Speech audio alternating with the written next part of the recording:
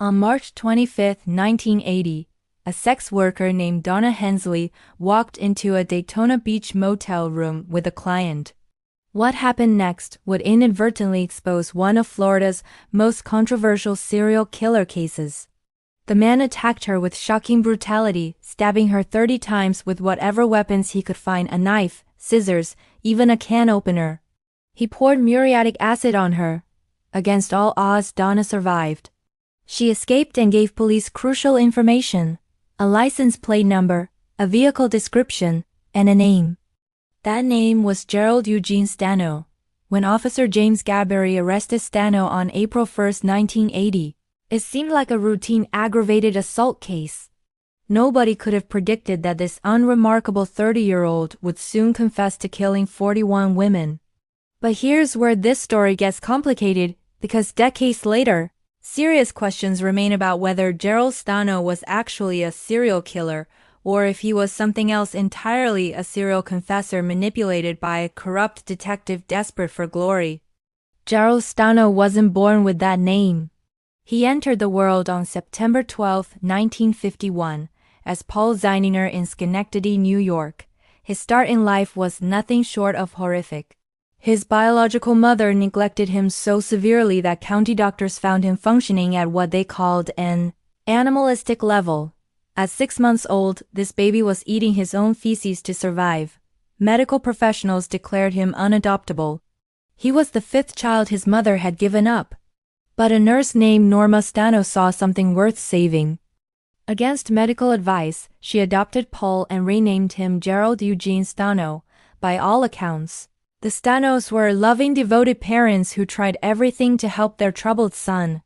They sought medical care, psychological help, and provided unwavering support. But some damage runs too deep. Gerald struggled through childhood. He earned C's and D's in school, wet the bed until age 10, and was a compulsive liar. He was bullied relentlessly. At 14, he was arrested for pulling a false fire alarm. He threw rocks at cars from highway bridges and stole from his father's wallet. He didn't graduate high school until he was 21 years old. And then came something that should have been a massive red flag: he raped a mentally disabled woman who became pregnant. His parents paid for an abortion and shielded him from legal consequences. After high school, Stano attended computer school and worked at a local hospital until he was fired for theft. His parents moved to Florida, and he followed.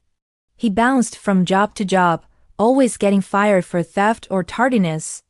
To everyone who knew him, Gerald Stano seemed like a pathetic loser, nothing more. After his arrest for the Hensley assault, Detective Sergeant Paul Kroll of the Daytona Beach Police Department began interrogating him about the murder of Mary Carol Marr, a 20-year-old former high school swimming star who had been abducted near Daytona Beach Boardwalk on January 27, 1980, and stabbed to death. Kroll showed Stano photographs, and when Stano identified Marr by name and spoke about her in the past tense, something broke. He confessed to killing Marr and led investigators to where he left her body. The floodgates opened. Over the next 6 years, Stano confessed to murder after murder. By the time it was over, he'd confessed to 41 killings across Florida, New Jersey, and Pennsylvania. Police believed the real number could be as high as 88 victims. His confessed victims ranged from 12 to 39 years old, though most were between 16 and 25. He said he targeted vulnerable women, hitchhikers, sex workers, young women walking alone, runaways. He claimed to strangle them, stab them, and dump their bodies along highways, in wooded areas, or near water. In March 1973, 19-year-old Jeanine Marie Ligottino and 17-year-old Anne Eugenia Arsenault were found stabbed to death in Gainesville. In September, 16-year-old Barbara Ann Bauer was abducted from a Holly Hill shopping mall, strangled, and found in Bradford County. Between December 1973 and January 1974, 17-year-old hitchhiker Kathy Lee Scharf was found stabbed and strangled near Titusville. This would become the only murder for which Stano would actually stand trial. 12-year-old Susan Basile disappeared in June 1975 after getting off her school bus in Port Orange. Her body never found. 16-year-old Linda Ann Hamilton was strangled, drowned, and buried in sand at New Smyrna Beach. The names kept coming. Nancy Joan Hurd, Susan Bickrest, Ramona Cheryl Neal, Joan Gale Foster, Mary Kathleen Muldoon. Stano was convicted of 9 murders and received 8 life sentences and 3 death sentences. It seemed like justice had been served. Except there was a massive problem. There was virtually no physical evidence linking Gerald Stano to these crimes. No blood stains, no fibers, no DNA, no stolen property from victims, no murder weapons, no witnesses. For someone who supposedly killed more than 40 women in brutal bloody attacks, the evidence was strangely absent. Stano claimed to have stabbed one victim repeatedly, saying blood drenched his car. Detective Gatberry personally took that car to the crime lab, where it was examined for 2 weeks. Not one trace of blood was found. Then disturbing testimony emerged during appeals. Officer Gatberry signed an affidavit stating that Detective Paul Crowe was responsible for feeding Stano details of unsolved homicides. Susan Nix, a Daytona Beach officer who became an FDLE agent, testified that Crowe talked about writing a book about Stano and sharing the profits with Gary. A freelance writer said Crowe told him he could lead Stano to the correct result and that they rehearsed confessions before recording them. Crowe himself testified in 1993 that he used newspaper archives to get details about murders that Stano later confessed to. Gatberry stated that Crowe led Stano to body locations, not the reverse. Federal court documents revealed even more disturbing allegations of collusion between Crowe, one of Stano's own defense attorneys Donald Jacobson, and defense psychologist Dr. Ann McMillan. McMillan allegedly provided Crowe with psychological information to exploit Stano's mental vulnerabilities, advising him to play on Stano's grandiosity.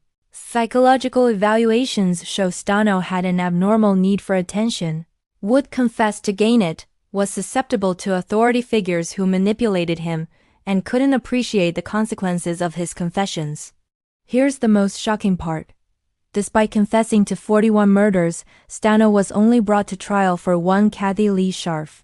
Even then, the first jury deadlocked. It took testimony from jailhouse informant Clarence Zack to get a conviction from the second jury. In 1997, Zack admitted he lied about Stano and other defendants. His testimony was fabricated with help from prosecutors who offered incentives. Another man Zack testified against, Wilton Dej, was later exonerated by DNA evidence after serving 22 years. Why wouldn't other jurisdictions prosecute Stano for murders he confessed to?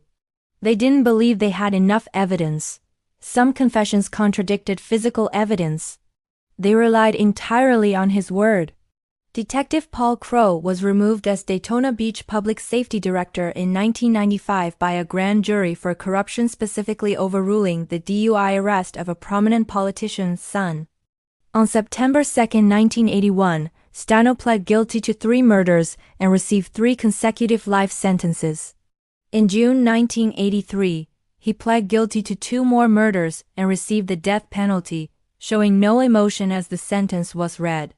On March 23, 1998, Gerald Stano was executed at Florida State Prison. For his last meal, he requested Delmonico steak, baked potato with sour cream and bacon bits, salad, lima beans, and a half-gallon of mint chocolate chip ice cream. At 7:03 a.m., trembling slightly, he was strapped into the electric chair, his head shaved and covered with thick gel. Sitting in the front row was John Marr, holding a picture of his sister Mary Carroll. Raymond Neal, twin brother of victim Ramona, was also present. As 2,300 volts shot through Stano's body, Raymond shouted, "Die, you monster!" The execution took about a minute. But Stano's final statement haunts this case. "I am innocent. I was frightened, I was threatened, and I was held month after month without any real legal representation. I confessed to crimes that I did not commit." He specifically blamed Detective Crowe for coercing false confessions. In October 2024, Genetic Genealogy identified a victim known for 43 years as Jane Doe 1980. Her name was Pamela K. Whitman, a 25-year-old from Indiana, found off I-95 in November 1980. Stano had confessed to her murder. Was Gerald Stano one of America's most prolific serial killers, responsible for possibly 88 deaths? Or was he a mentally ill man manipulated into confessing to crimes he didn't commit by a corrupt detective looking for glory? Evidence supporting guilt includes that he led investigators to some body locations and provided certain details only the killer would know. Donna Hensley's attack matched the pattern. But evidence against includes the complete lack of physical evidence, allegations of coercion, the discredited jailhouse informant, Crow's later removal for corruption, and the fact that Stano was only tried for one murder despite 41 confessions. Gerald Stano was executed for murders he may or may not have committed, based largely on confessions that may or may not have been coerced, obtained by a detective later removed for corruption. Whether justice was served or a terrible mistake was made remains one of Florida's most controversial criminal cases.